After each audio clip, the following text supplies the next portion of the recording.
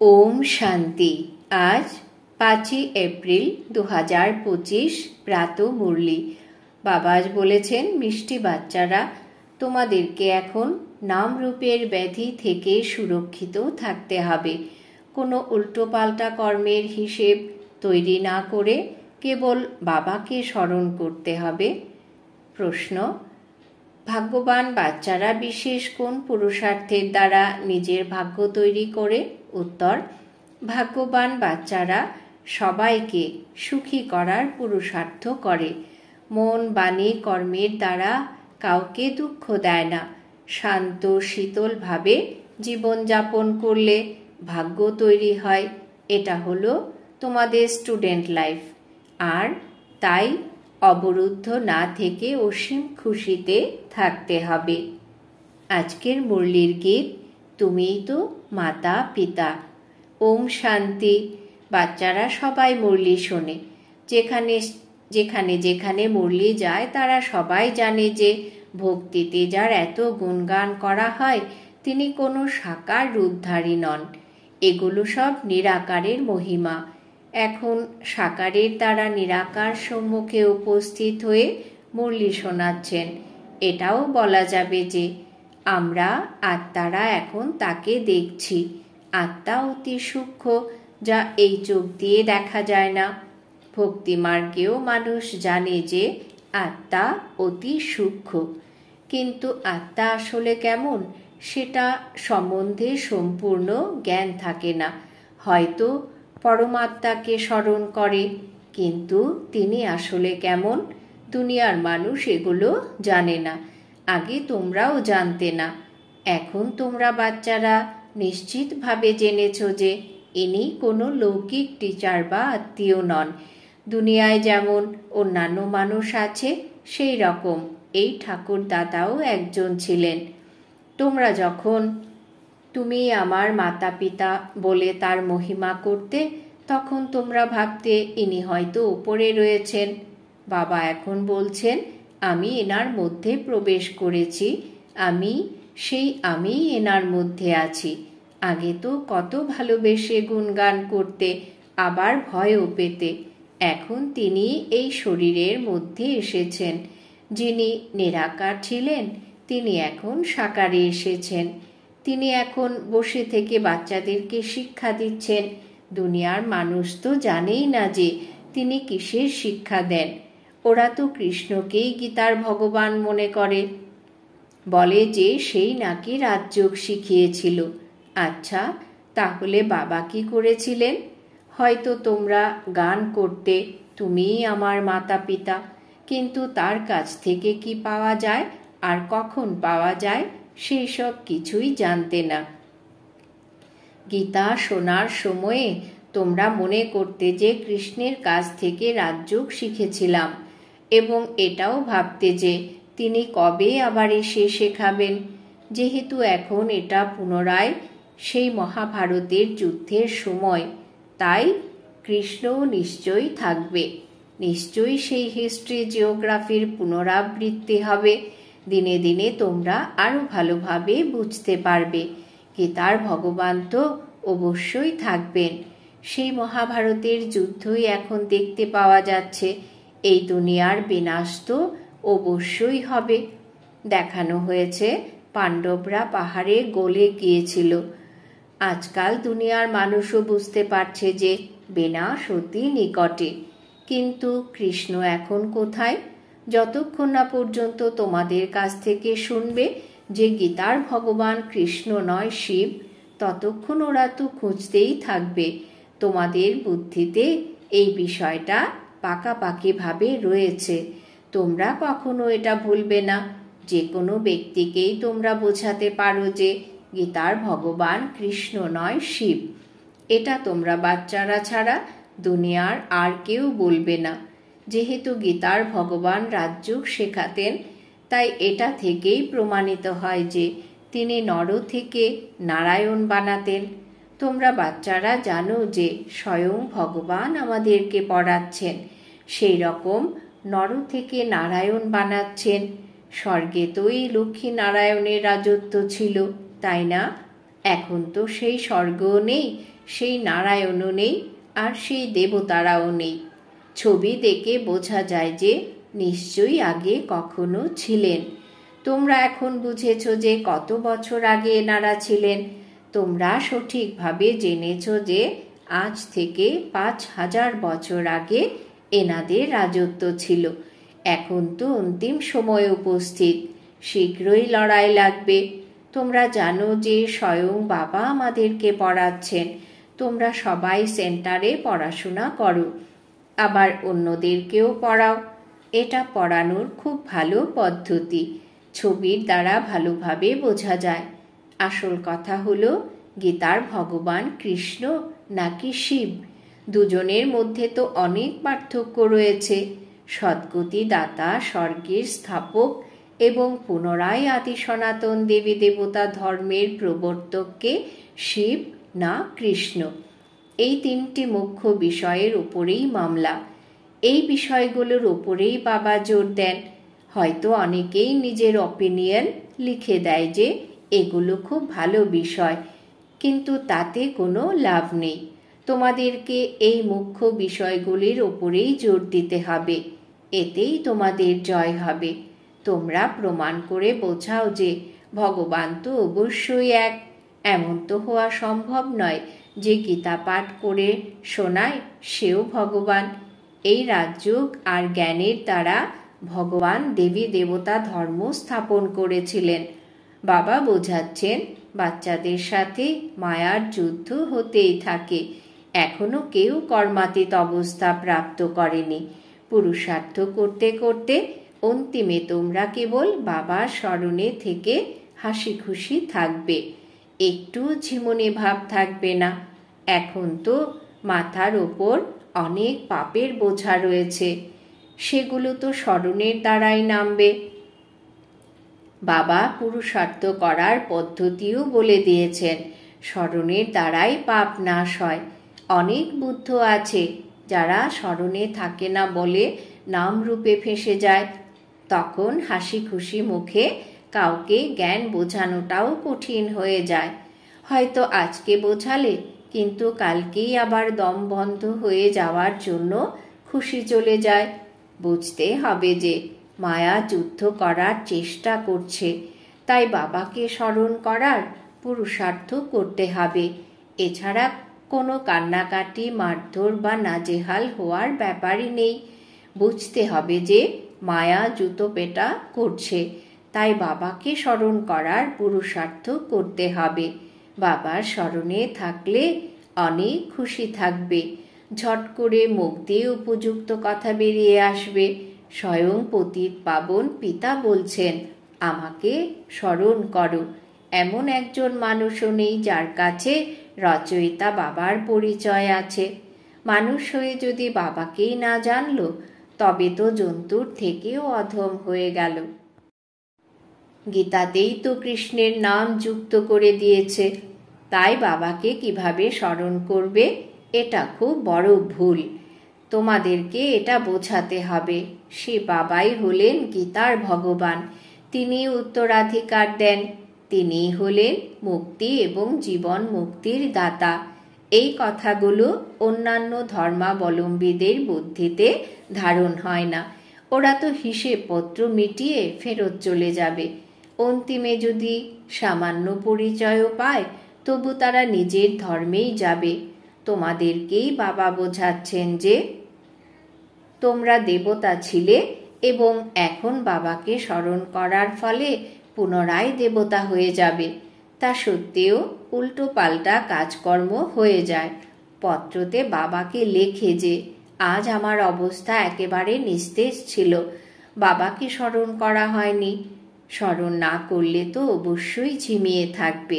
এটা তো মৃত মানুষদের দুনিয়া, এখানে সকলেই মৃত।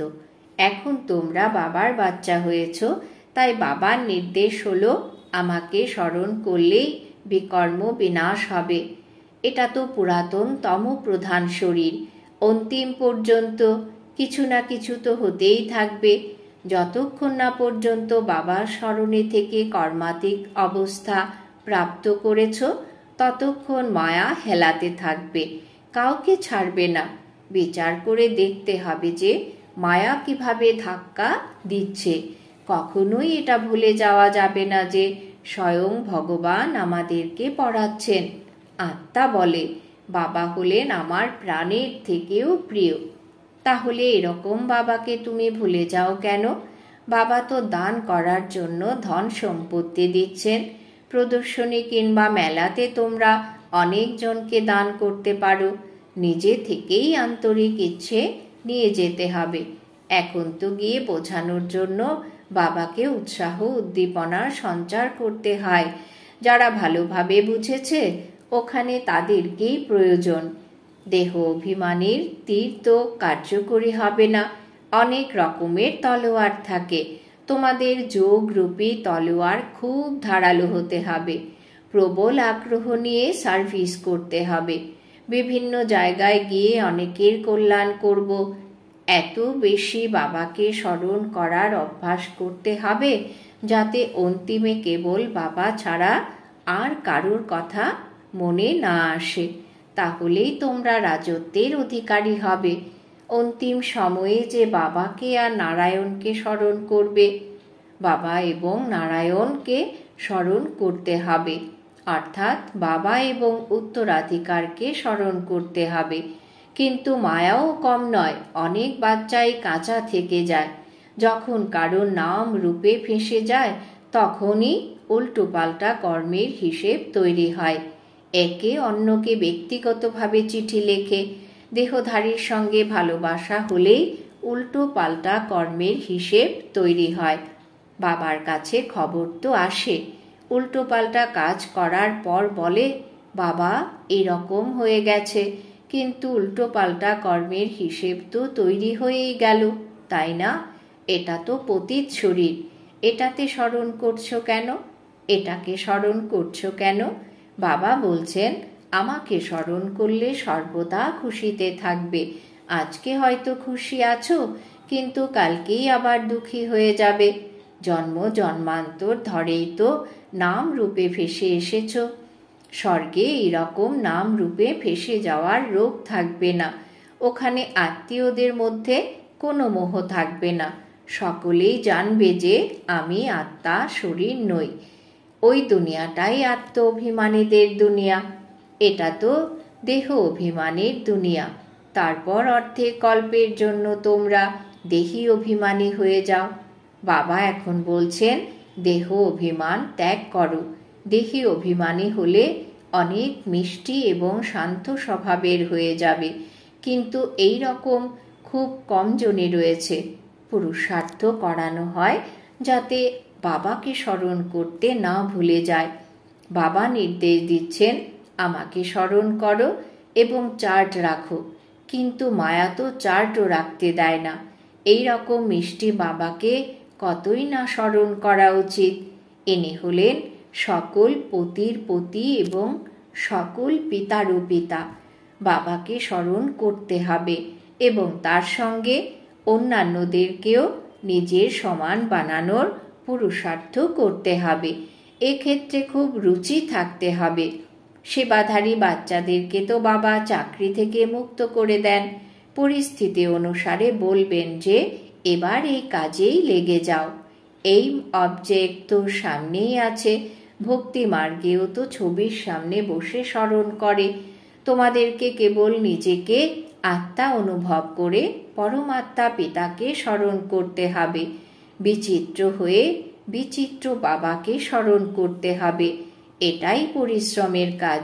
বিশ্বের মালিক হওয়া কি মুখের কথা? বাবা বলছেন, আমি কখনো বিশ্বের মালিক হই না, তোমাদেরকেই বানাই।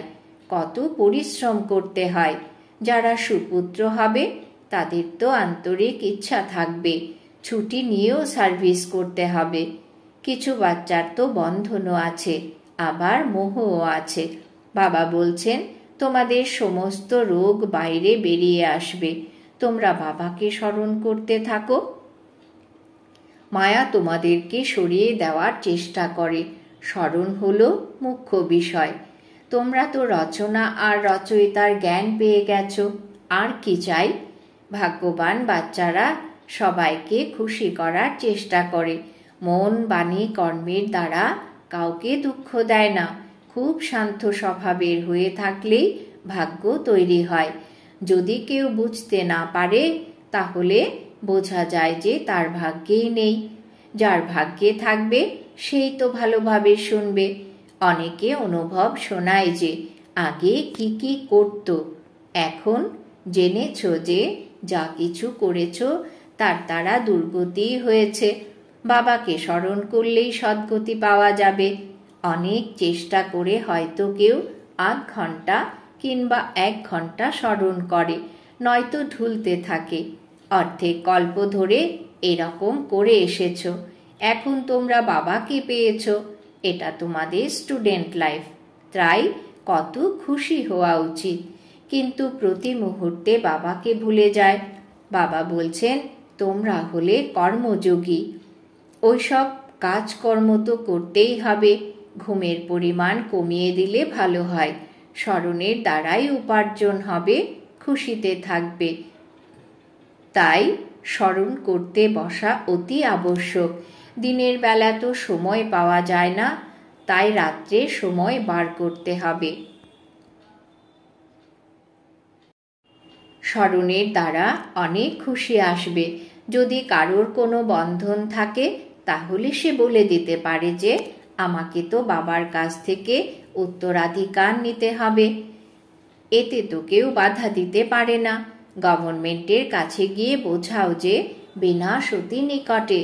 বাবা বলছেন আমাকে স্মরণ করলেই বিকর্মের বিনাশ হবে এবং এই শেষ জন্ম পবিত্র থাকতে হবে। তাই আমরা পবিত্র রয়েছি। কিন্তু এইভাবে বলতে পারবে না যে জ্ঞানের মস্তিতে থাকবে। এমন নয় যে এখানে আসার পর আবার দেহধারীকে স্মরণ করতে থাকলে। দেহ অভিমানের বশীভূত হয়ে লড়াই ঝগড়া করলে ক্রোধরূপী ভূতের মতো হয়ে যায়। বাবা তো ক্রোধান্বিত ব্যক্তিদের দিকে ফিরেও তাকান না। সেবাধারীদের সঙ্গেও ভালোবাসা হয়ে যায়। দেহ অভিমানী চাল চলন দেখা যায়। বাবাকে স্মরণ করলেই ফুলের মতো হতে পারবে, এটাই মুখ্য বিষয়। একে অপরকে দেখার সময়ে বাবাকে স্মরণ করতে হবে। সেবার জন্যে তো নিজের অস্থি পর্যন্ত অর্পণ করতে হবে। ব্রাহ্মণদেরকে নিজেদের মধ্যে ক্ষীরের মতন থাকতে হবে, কখনোই নুন জলের মতো হওয়া উচিত নয়। বোধ শক্তি না থাকার কারণে একে অপরকে ঘৃণা করে, বাবাকেও ঘৃণা করতে শুরু করে। এরা আর কেমন পদ পাবে? তোমাদের সব সাক্ষাৎকার হবে, তখন মনে পড়বে যে আমি এইসব ভুল করেছিলাম। বাবা বলেন কারুর যদি ভাগ্যেই না থাকে তবে সে আর কি করবে? আচ্ছা, মিষ্টি মিষ্টি হারানিধি বাচ্চাদের প্রতি মাতা পিতা বাপদাদা স্মরণের স্নেহ সুমন, স্মরণ ভালোবাসা আর সুপ্রভাত। আত্মাদের পিতা তার আত্মারূপী বাচ্চাদেরকে জানাচ্ছেন নমস্কার। আমরা আত্মারূপী বাচ্চারা আমাদের মাতা পিতা বাপদাদাকেও জানাই স্মরণের স্নেহ সুমন, সুপ্রভাত, নমস্কার। ধারণার জন্যে মুখ্য সার: 1. বন্ধনমুক্ত হওয়ার জন্য জ্ঞানের মস্তিতে থাকতে হবে। দেহ অভিমানের বশীভূত হয়ে কোনো আচরণ যেন না হয়। নিজেদের মধ্যে নুন জলের মতো হয়ে থাকার সংস্কার যেন না থাকে। 2. কর্মযোগী হয়ে থাকতে হবে এবং তার সঙ্গে অবশ্যই বসেও স্মরণ করতে হবে। আত্মাভিমানী হয়ে খুব মিষ্টি এবং শান্ত স্বভাবের হওয়ার পুরুষার্থ করতে হবে। সেবাতে নিজের অস্থি পর্যন্ত অর্পণ করতে হবে। বরদান: বাবা বরদান দিয়েছেন শ্রীমতের সাথে মনোমত আর জনমত মেশানোকে সমাপ্ত করে সত্যিকারের স্বকল্যাণকারী ভব। শ্রীমতের সাথে মনোমত আর জনমত মেশানোকে সমাপ্ত করে সত্যিকারের স্বকল্যাণকারী ভব। ব্যাখ্যা: বাবা বাচ্চাদেরকে সকল খাজানা স্বকল্যাণ আর বিশ্ব কল্যাণের জন্য দিয়েছেন, কিন্তু সেই খাজানাকে ব্যর্থ কাজে লাগানো, অকল্যাণের কাজে লাগানো শ্রীমতে মনোমত আর জনমত মিশিয়ে দেওয়া, এ হলো গচ্ছিত সম্পদের অপব্যবহার। এখন এই অপব্যবহার আর অশুদ্ধ মিশ্রণকে সমাপ্ত করে আত্মার প্রকৃত গুণকে এবং করুণাময় রূপকে ধারণ করো। নিজের ওপর আর সকলের উপর করুণা করে সকল্যাণী হও। নিজেকে দেখো, বাবাকে দেখো, অন্যকে দেখো না। স্লোগান: সর্বদা হাসি খুশি সেই থাকতে পারে যে কোনো দিকেই আকৃষ্ট হয় না।